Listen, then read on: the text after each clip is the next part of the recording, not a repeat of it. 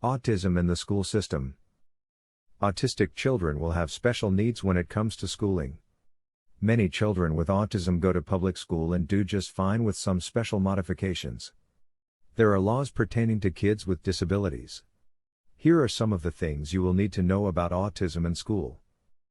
The Individuals with Disabilities Act. The Individuals with Disabilities Act was passed to make sure all children receive a free and appropriate public education that meets their needs. The Act requires children with special needs to have special education service as long as they meet the requirements.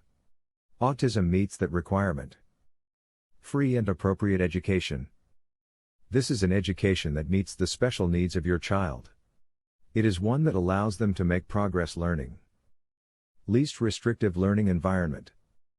This means that your child will be placed in an educational setting that is right for their special needs, while allowing them to socialize with kids that do not have a disability. The school will do what it can to meet the needs of your autistic child while keeping them in regular classrooms. To figure out what special needs your child will need, the school will evaluate your child. This evaluation can be requested by the school or the parent. If you think there is a problem, write a letter to the school asking them to evaluate your child. They will send a paper home for you to sign that gives permission for the evaluation to take place. During the evaluation, your child will be tested for learning disabilities along with any mental or behavioral problems. After the evaluation is complete, the school will have a meeting with you to discuss their findings and what can be done to help your child. IEP. An IEP is used when a child has a need for special education services.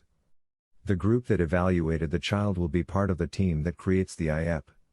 The parents will also have a say in what is included in the IEP.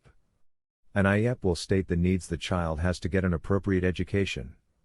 They will also list the services the child is going to receive in the IEP.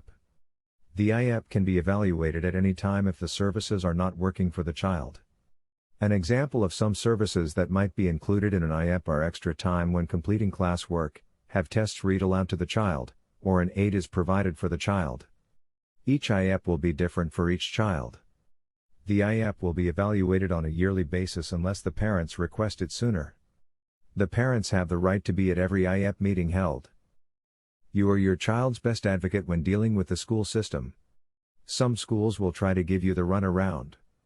They will do whatever they can to keep your child from having any special services in school. You have to be the one to stand up for your child. You are their voice.